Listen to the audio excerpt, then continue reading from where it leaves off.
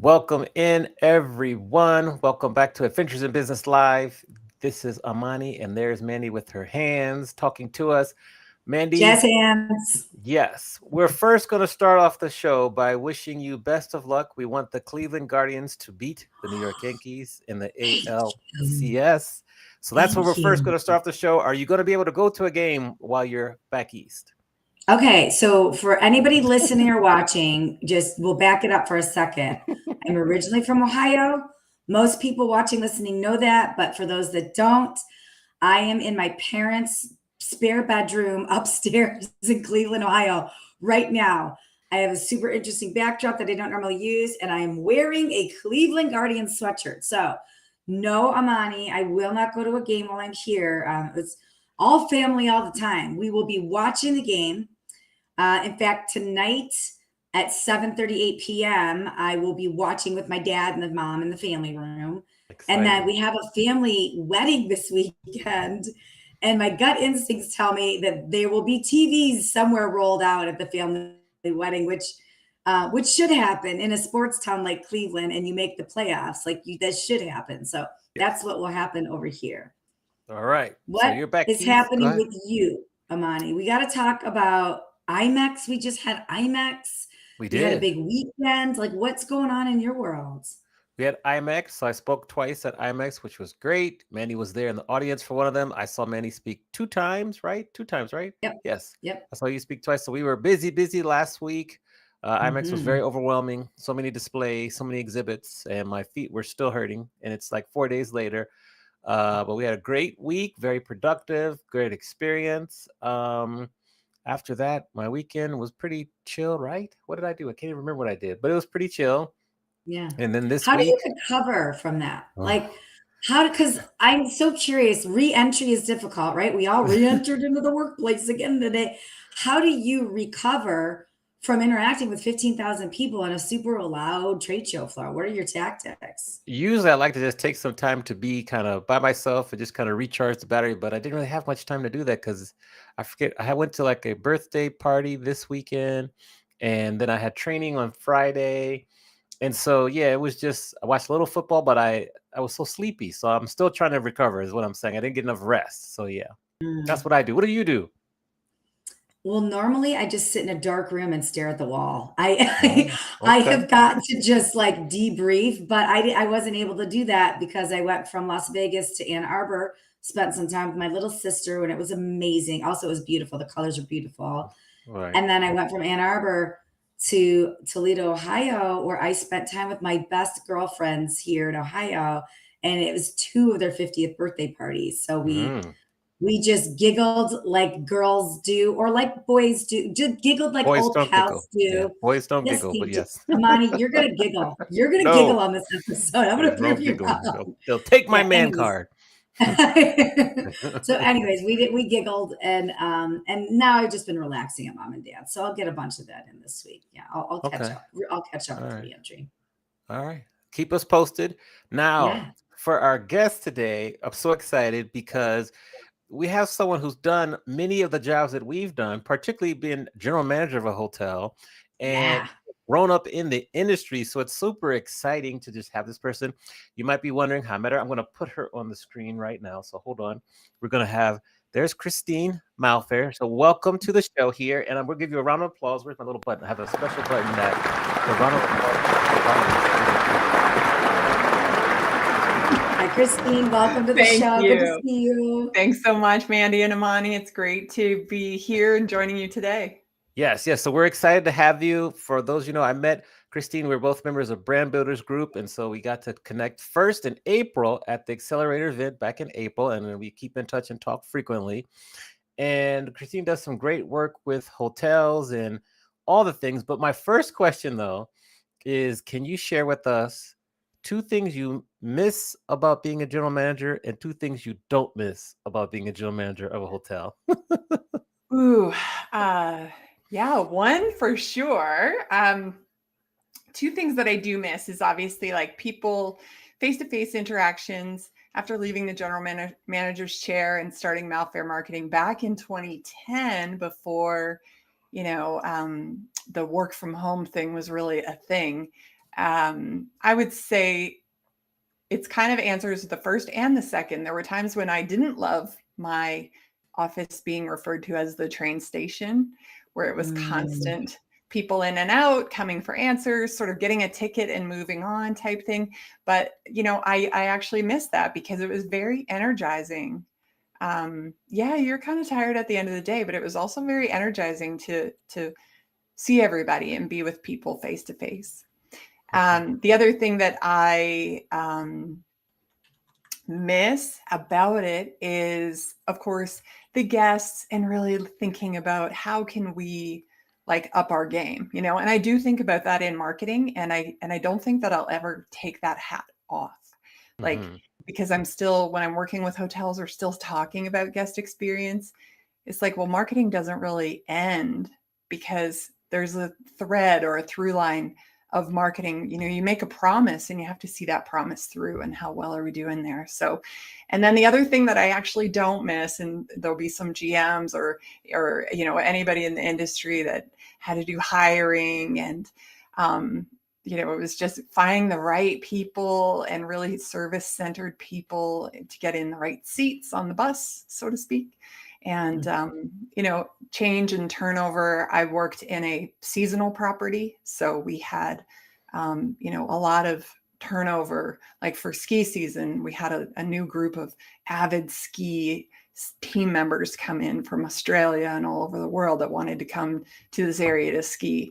And then in the summer, it's like, well, they want to come to hike. And it was those shoulder seasons where I remember making beds and pulling, Yes. yeah, emptying garbages, and that's just part of it all. That is part of it all.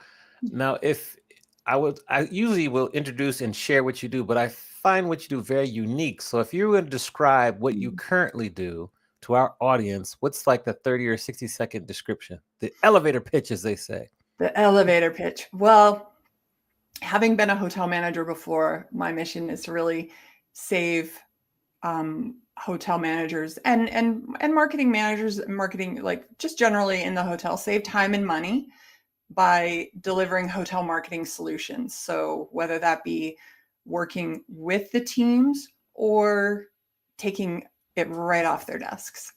So actually coming in as a marketing CMO or as a full scale contractor. Got it. Okay. Now, Mandy, I'll turn it to you because you usually like to go to the Wayback Machine, and we'll continue from there. I'm going there. Christine, would you like to go to the Wayback Machine with me? Yes, I would. Sounds like a fun time. It's a good time. I just want to go way back, just back to 2010. So it's only 14 years ago. It's not that far back. Yeah. But you had somebody that suggested that you start your own business. And I think so many of us that are entrepreneurs, we've got this like inkling of like, I want to do this. I think I can do this, but I'm not sure. but there is so much power and somebody seeing in you what you already know to be true about yourself. You're just kind of afraid to take that nudge. So who was that colleague that suggested you start your own business, and what did he or she say to you that nudged you to catapult you to the success you are today? Yeah, it's such a good question. And it's one that I'm so grateful for because June kind of comes around every year. And that's when that conversation happens. So I have a little moment there where I remember that. And it was actually, he was the owner, president of a property management company.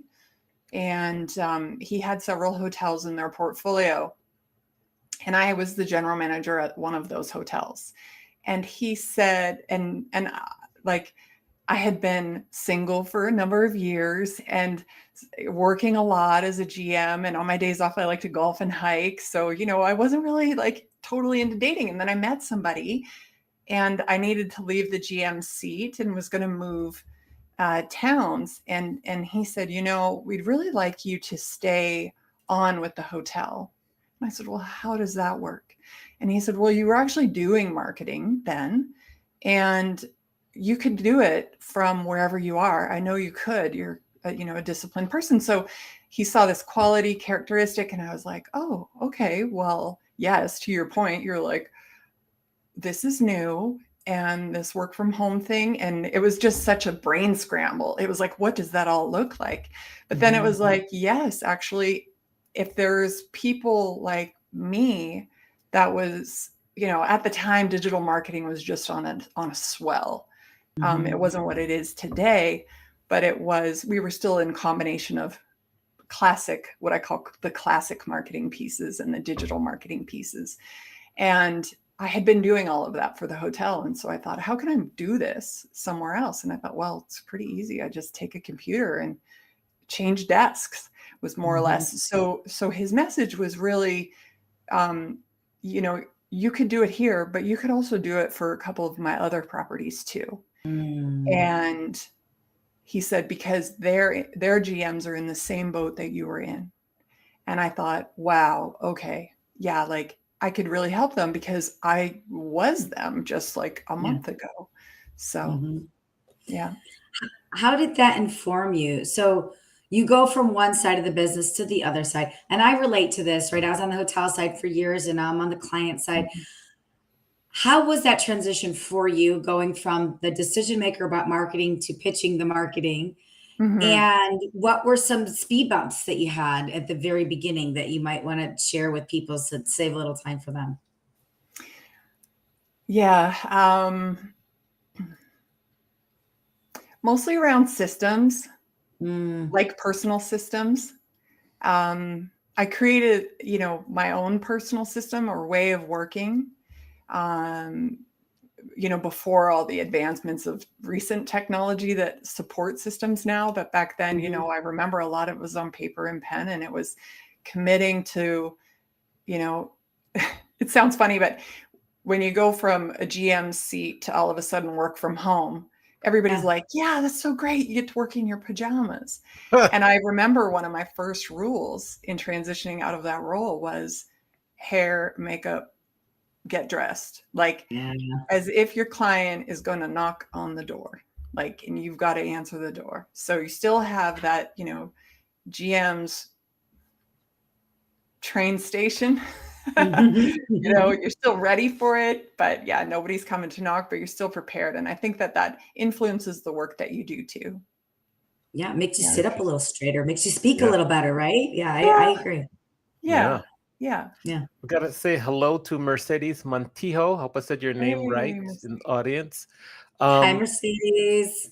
What's a typical day like for you now? Like, what would be a typical day, and how do you kind of stay organized with so many clients? Yeah. A few years ago, I hired a team member. It started out at 6 hours a week. So I was like, okay, we're going to, do a lot of the maintenance style pieces of marketing that I was doing. And so she started there and then quickly moved through, and she is very systems oriented. And that was what attracted, me to her, was like, oh yeah, she's on the systems piece. That's what we need most of all, in creating systems, adhering to systems. and the plan overall. And then it moved up from 6 to 12 to 14. And now she's working with me 30 hours a week. My day is now I'm like building my business more so in a consulting role. So working on different products and services to help hotels in that way. And she's more so in client delivery or fulfillment of different pieces. And can you share with us an example of maybe some of the newer products that you're kind of launching or implementing for different hotel clients? Yeah, I thought a lot about this because I sat back and I said, what would be the most helpful thing that I needed when I was in the chair trying to do marketing and ops and owners and everything else, Yeah, right? yeah. And it was really like every year I produced a marketing plan, but I felt like now that I was out of all of those other things, the one piece that was missing was the deep measurement of the, performance. And so I've created a revenue roadmap that I work with clients in it's very short period. So they submit a questionnaire, we get into the back end of the analytics, and then we do what I call the cash scorecard. And the cash scorecard is 255 points that you go through of all the different digital marketing pieces. And we categorize them. And the cash is an acronym that stands for we continue, we adjust, we start, or we halt. So it's like, what is in the halt? Like, no more. Start, that might get, assessment in terms of priority. There's the low hanging fruit in the adjust. It's like, we're doing great here. We could do a little bit better. And then the continue pieces again is like, what do we need to keep doing? And lay eyes on that just so that we understand, we kind of thought that was working, but now we know it is because we can actually see in the assessment that it is doing what it's supposed to do to drive revenue. And then from there, they get the scorecard and it's all prioritized into now, next, later. So it's quick because I know marketing departments, they can get pulled in different directions to do different things in the hotel. And they come back to their desk and they're going, where was I? Right? It's like picking up a book that doesn't have a bookmark. You're going, where was I? You're flipping through pages and you're spending time trying to find where you were to gain back that momentum. And so it's really about putting a resource in their hands to help them then advance the cause of driving mostly direct bookings. I do work a lot with OTA optimization as well. Interesting. I love this. Did you say now, next, never? What was the third N in that? Later. Now, next, later. NNL, now, next, later. I like that. It's quick. That's it. That's something easy to remember. I love that. Yeah. I think I have a two-part question. I want to look at the same question from two lenses. So when it comes to marketing a hotel, what are people not doing enough of? What is something that you see that is that red flag or that pink flag or whatever color flag you want, and you say, okay, here's what most people are not doing enough of as a hotel when they're thinking about their marketing? Yeah. Those people who know me are going to know this answer. I talk a lot about the OTAs because the structure of how the OTA commissions are handled doesn't allow a lot of marketing and sales teams and operations to lay eyes, or revenue management to lay eyes on exactly what the cost is. So a few weeks back, I think I posted on LinkedIn that, Travel Boom had done this study, and it was like the average hotel that they had data on was paying the range of $380,000 a year. Now, when we think of a marketing budget, and my LinkedIn post was like, hello, owner, I would like an $829,000 marketing budget. Now we know that, that's not realistic, of course. And, do we really need that? No, but that is actually, if we were to look at acquisition cost holistically, that is acquisition cost. In my opinion, OTA commissions cost of acquisition. But they are dealt with differently, so they don't show on the books in that way. They don't get the attention. They're just really handled as a cost of goods sold. So we know what OTA is and you know what OTA is, but for the people out there listening that might not OTAs, can you explain what that is? And then I'll go to ask the question from the other lens. No, this is so good because is there any bigger industry that has more acronyms than the hospitality industry? I think all industries have crazy acronyms, but I think hospitality's we've got a lot. Yes, we've got a lot. yes. We have a lot. Yeah, maybe pharma is ahead of us. I don't know. OTAs, those are online travel agencies like Expedia and Booking.com, where they're charging 25%, like anywhere between 12 for large brand properties to 25% for independent hotels. So the independent hotels are on $100, they're paying $25 to Expedia or Booking.com. And okay, so ask your second question, then I have a follow-up. Ask your second question, then I have a follow-up. Okay. Yeah. And then with that, so before I ask my second question, with that OTA, just for the audience, just as an example, so everybody knows that I book large conventions and meetings for HPN Global, and a meetings commission is anywhere from 7 to like 13%, where I'm a human being actually negotiating food and beverage, audiovisual, room rental, room rate. I'm actually doing all this work. And as a human, we're getting paid less of a commission than some of the OTAs, which is online booking channels that are actually driven by a human being that's buying it. So they're buying it, they're paying it, and the hotel's also paying it too. I am all about people making money however they want to make it, but I just want to put in perspective for the audience that,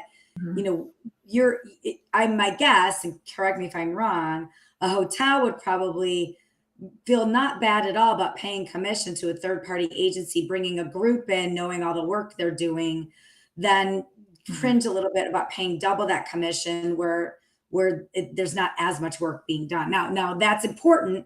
The OTA distribution channel is very important, but that scale of commission, I think there could be a conversation out there. Am I right? Or is that? Oh, I would totally agree with you in terms of, especially from, the guest, like what it's actually, well, this firsthand better than I do, but I would only assume that the hoteliers on the receiving end of the groups that you bring are better informed, have better, like more manageable expectations because you've set them up well. There is a relationship that's been established opposed to transactional. All those things are like a higher value. So I see that it would be disproportionate there for sure. Yeah, you see it all. So, but question for the other side of this is people that are marketing to hotels, not hotels, but I think you probably can wear both hats, like especially as being an old general manager, people that are marketing to hotels for whatever widget product service they're selling. What are they not doing? What are they missing out on, and how they communicate and interact with hotels, or how can they better market to hotels?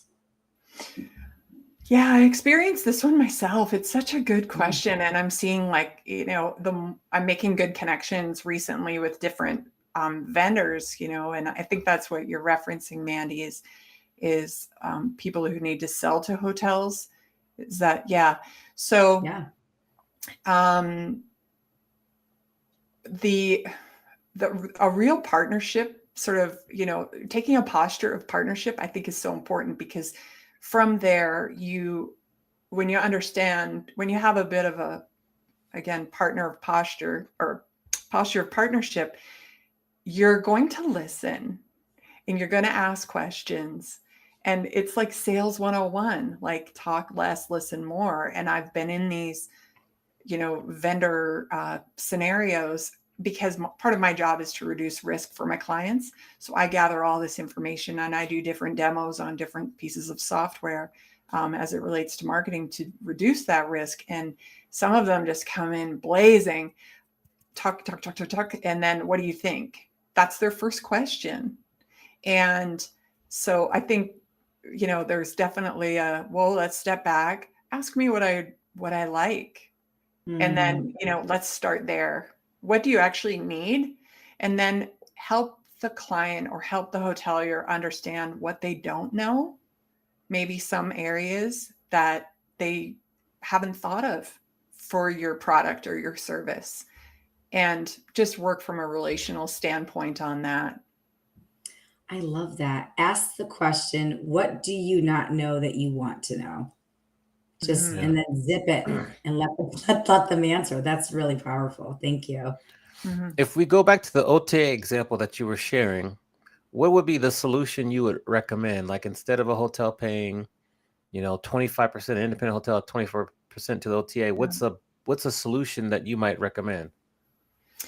I think that there's quite a few different things. The first one, above all, is like just lay eyes on your scenario right now. Like write it down. This is where you were, and set a goal. So I have a free resource on my website. It's called the revenue, like reclaim your revenue blueprint.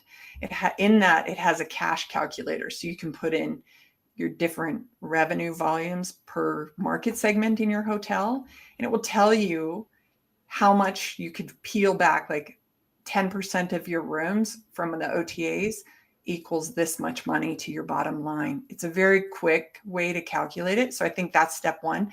Step two is some obvious ones, like if you've got suites available, and they're maybe a category of one, or maybe you only have like 10 of them, or whatever it might be, but you can really keep that for your repeat guests. They feel like, oh, I love these suites, this is where I'm always going to stay. Don't sell those on the third parties. Like, I think there's a lot of things, pet friendly suites as well, or there's so much demand for pet friendly. Why would you need to sell those For an on OTA. Yeah. on an OTA? It's things like that.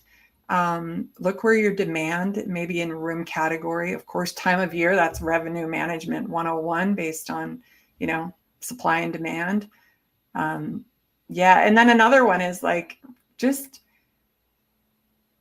do your best to get your repeat guests, because that's where the money is, right? Yeah. That's where you don't have to pay acquisition costs.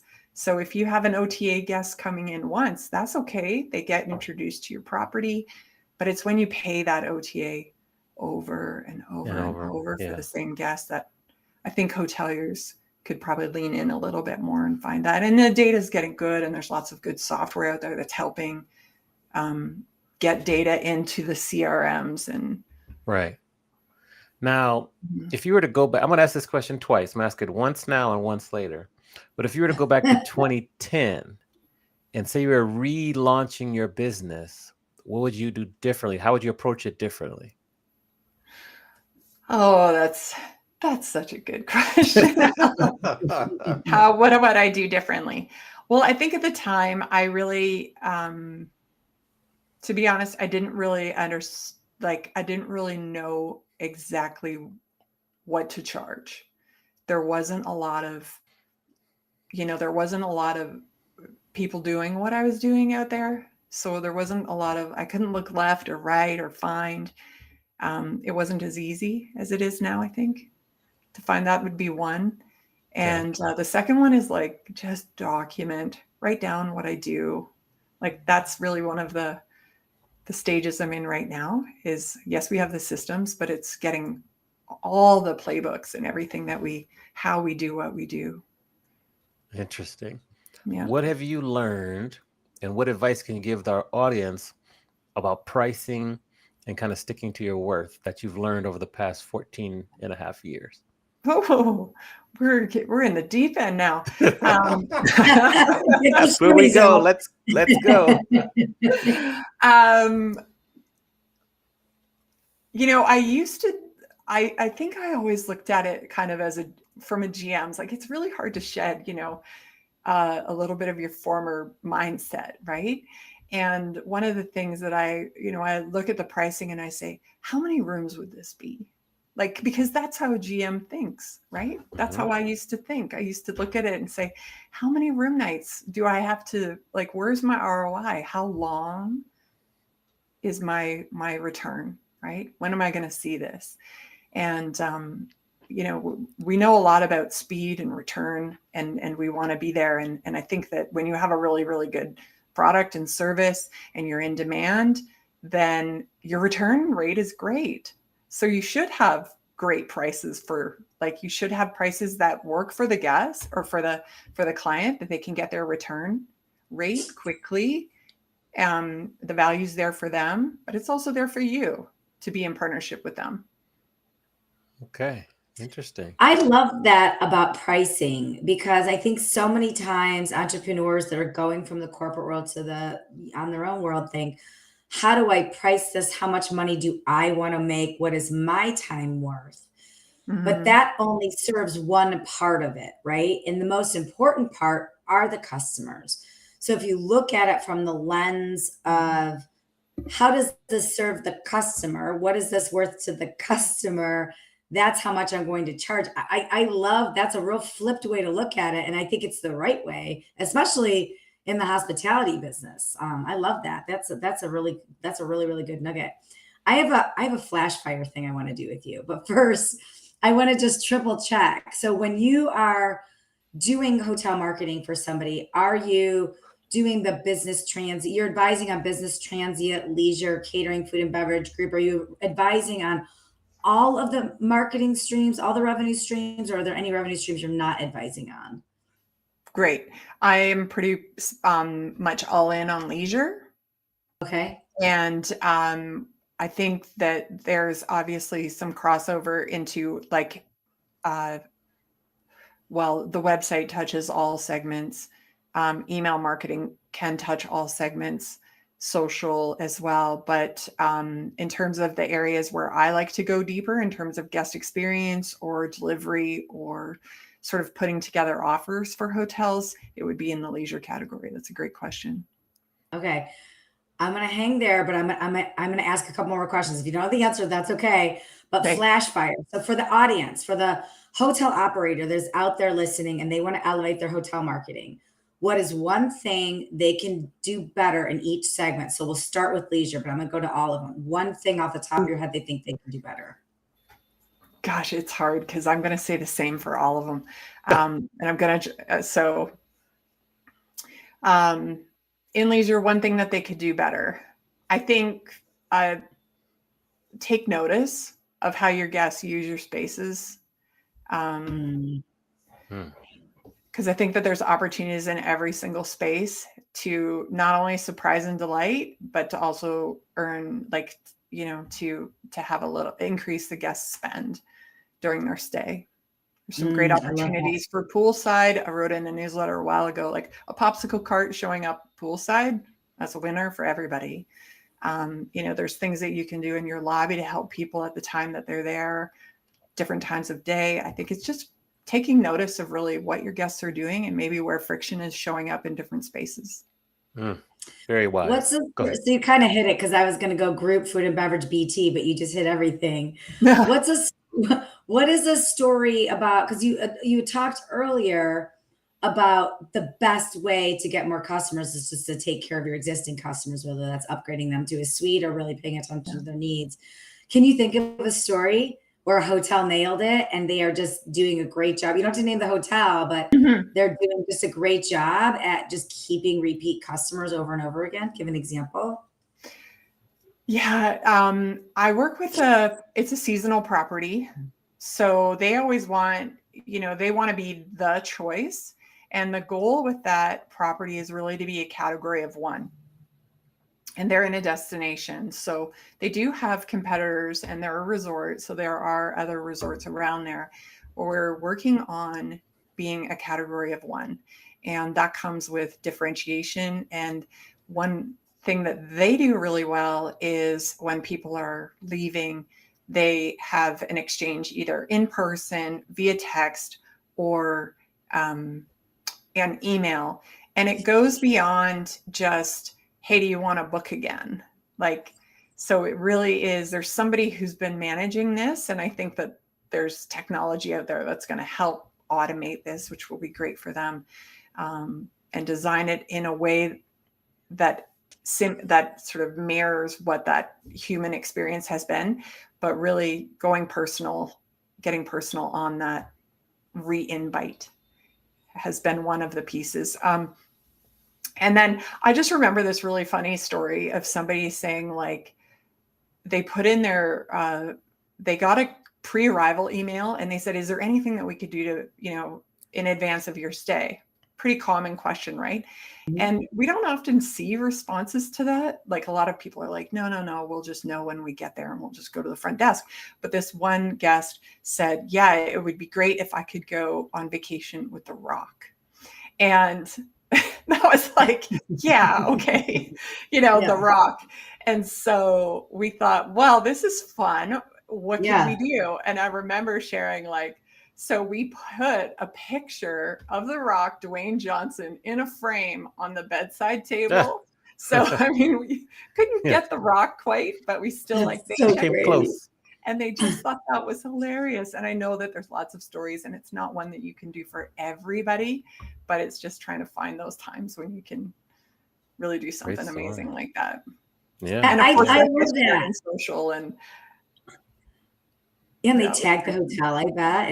And I think, like, no, we all get those pre-arrival emails, and we don't give the hotel enough opportunities to surprise and delight. It just give a challenge. If it's met, cool, and if it's not, that's okay. But as a hotel goer, give the hotel an opportunity to create a memorable experience. So just reply to that email, reply to that pre-arrival email. Yeah, that's so true. That's a good point. We don't. Yeah.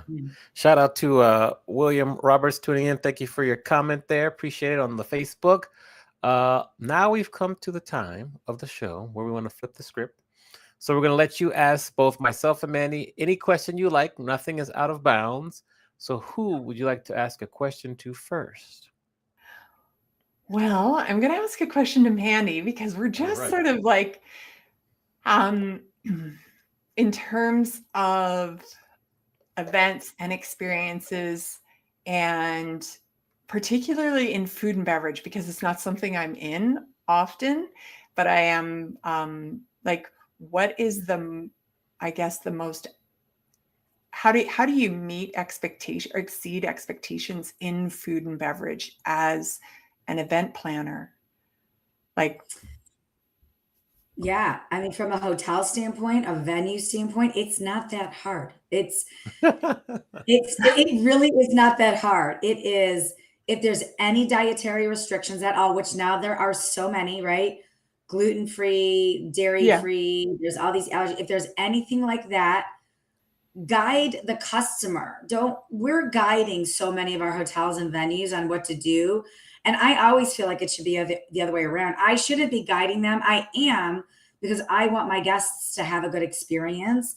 But wow, what a relief it is when the hotel or venue actually has a system in place for it. So get your systems in place, ask the right questions, and guide somebody through that. So whether that's a question in the planning process, whether that's a 3-day prior to arrival question, whether that's at the resume meeting or the pre-con, when they're saying, okay, 60% of your group has lactose intolerance issues, here's what we're serving, whatever that is, make sure the signs are right.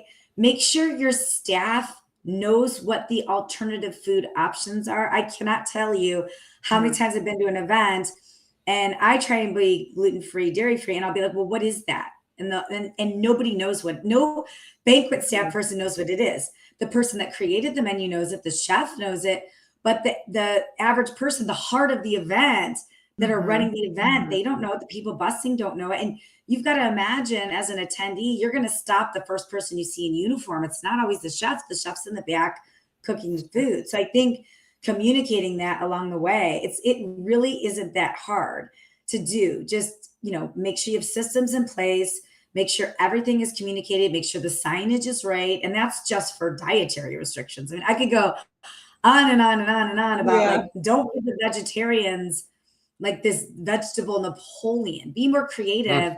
And I will say, I was talking to a hotel consultant a couple months ago, and he's like, Mandy, can you look at the P&L for the food and beverage for one of my clients? Is there a reason why beverage might be down? And I was like, yeah, because people under 30, they're not consuming alcohol as much.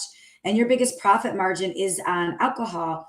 But if you bump up your mocktail program, you're going to see that beverage line go up a little bit more. You're just out of tune with your guests. So I think like, Mm. just like you had said earlier, be in tune with your repeat guests, but be in tune with those new guests. Maybe survey them. Like, what didn't we have that you would have liked to have? I was just the last couple conferences I went to, I wasn't drinking at them, and the mocktail program stunk. And so I was drinking club soda the whole time, which is fine. But what a difference. I would have paid $15 if there was like a delicious mocktail that they serve at Malibu Farms. And that's a whole other revenue stream that I don't think hotels or venues are thinking about right now. So it doesn't take much. It just takes being in tune and then So really true. communicating internally and externally. So true. It doesn't take much. Yeah. Yeah. Thanks to Amadou. I don't know how to pronounce your last name, but I'm going to say Amadou D for commenting in LinkedIn. Appreciate you. Back to you, Christine. Yeah. So Amani, in your sales, in your sales career, I've listened to, I've always, I've listened to quite a few and read some books about the new marketing and sales, and going back to thinking about hotels, do you think that there's a sort of like, what's your philosophy in terms of where marketing starts and ends and sales begins? Oh, Good question. well, let's see here. I think marketing and sales start at the beginning and it never ends. I think you're always selling and you're always marketing, because Good. whether or not it's a current guest or it's a potential guest or it's a past guest, whether you're in sales and you're selling to a client that you want to get them to repeat their booking, or you're selling to future clients. Like, I don't think sales or marketing, especially this day and age where there's so much noise, I don't think it ever ends. I think it's an ongoing process and there's always things that are happening that you should be doing. So I think that's like a never ending proposition. Yeah. Yeah. But thank you. Interesting question. You have a follow up? Go ahead. No, I No. don't. I share your answer. Totally. Okay. Totally. Cool. Yeah. I don't think there's like this sort of handoff of the baton like there used to be. It's not. Yeah. It's No more. it's so fluid. Agreed. Well, Hello to Sarah in the chat also. Thank you for commenting on the LinkedIn. Hi, Sarah. I have a question about your superpowers. I think we all have things that we're really good at, and sometimes we don't know what that is till somebody tells us, and then we're like, "Oh yeah, that's my thing. That's my thing. I do better than anybody else."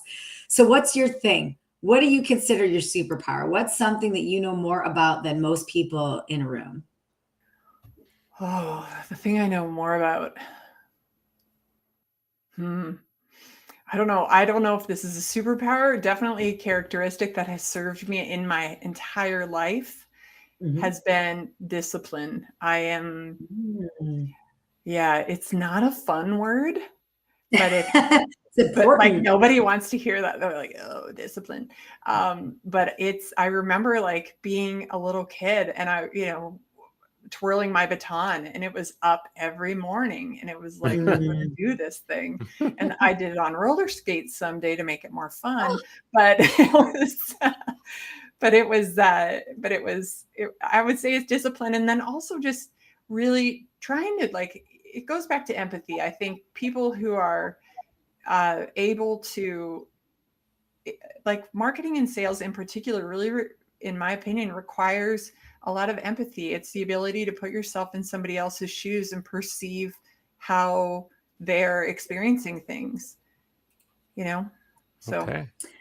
empathy and discipline are two good things. They're two good things to just master. Yeah. What's your superpower, Mandy? One thing you know in a room that no one else would know. Depends on the room. I mean, it depends on the room and the circle. I think sales is my superpower. Okay. I would say would agree. I know more than most people about sales. As a Cleveland sports fan, I know a lot about being a good sport at losing. I know adversity.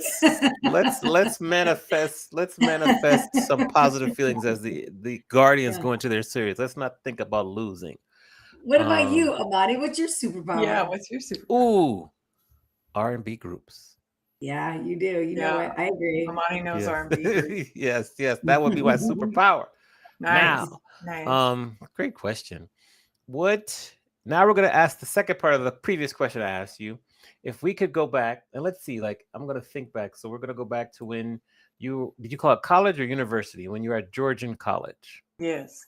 Okay. And you were graduating. So you're just a recent graduate from Georgian College, and you're gonna give Christine advice based on everything you learned so far in life, professional and personal. What advice would you give your younger self? Oh.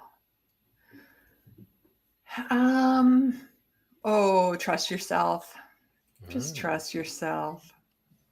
okay. Yeah. All Sometimes right. we like let doubt creep in a little bit. Yes. And I took a lot of chances. Like after I graduated, I took off to cruise ships and did some work there. And then, I was bouncing around. But sometimes, especially in this entrepreneurial journey, you really Yeah. have to trust yourself. Agreed. Yeah. Yeah. Okay. Well, Mandy, I'm gonna let you kind of close us out with your final question. So talk to us. I want to know what podcasts and books you listen to and you read. I feel like you are an avid podcast listener, book reader, and I'm looking for suggestions. So what are you listening to? What are you reading? Oh, I am reading a book called The 3-Minute Rule, and you would, I think, love it because it is about sales. And Mm. this sales has been a new journey for me. Mhm. So it's about crafting a pitch. And I know that there's lots of books out there around that, but this is from written, I forgot his name now, but he pitches like top rated television shows. Like he is Mark Burnett, like the next, and he just goes into ABC, pitches shows, and he says the most effective ones are 3 minutes and how to put those pieces together. It's a fantastic book. Ooh, I love Yes. that. The Don't you 3 minute. think whether you're in sales or you are a janitor or whether you fix elevators or you are a CEO, don't you think perfecting your pitch, whatever it is something we all need? I mean, when do you not need a pitch for something, personal or professional? I agree. And I didn't really realize it until recently, until I started, scratching the surface on all of these things. So yes, it is very, very important to Yes. be Have you clear. perfected it? Have you perfected your pitch? Are No, you gonna try? once I What read this book, I'm like, I'm going to get a stack. He goes through a process of creating Oh, value statements. And I've got a stack of sticky notes set aside for this activity. I can't wait, actually. I I love it. love it. If you ever want to try it out, you let me know. I love Okay, I I love will do that. I love like wordplay with people, role playing, like just lifting each other up, right? We're in the same business, we're in the same industry, and you Yeah. want to practice on friends. So when you actually can do it on somebody that really matters, you've already screwed up a bunch on your friends. So if you ever need to screw up a pitch or two, let me know. I'm always happy to listen and happy to hear. I am going to Yes. do that, Mandy, for Sure. sure. The Yeah. 3 minute rule by Brent Pinvidich. How do you say his last name? Yes. Pinvidich. Pinvidic. Convict. Yeah. Pinvidich. I think is how you say it. Awesome. Yeah. That's cool. Okay. Very good. Cool. All right. Well, we want to say first, thank you for taking time to spend with us and sharing about yourself, your journey, and your business. We have your website going on the ticker. People can follow you there and get more information and connect with you on LinkedIn. And it's just been great to learn more about what you do and the inner workings of hotel marketing, particularly with OTAs and some of the other leisure aspects. And just thank you for being with us. Well, thank you. This has been so much fun. Yes, Thanks for awesome. So being we're with going to us. do, It's fast. It went fast. yes. Round of applause here. We'll put you in the green room really quickly. So round of applause.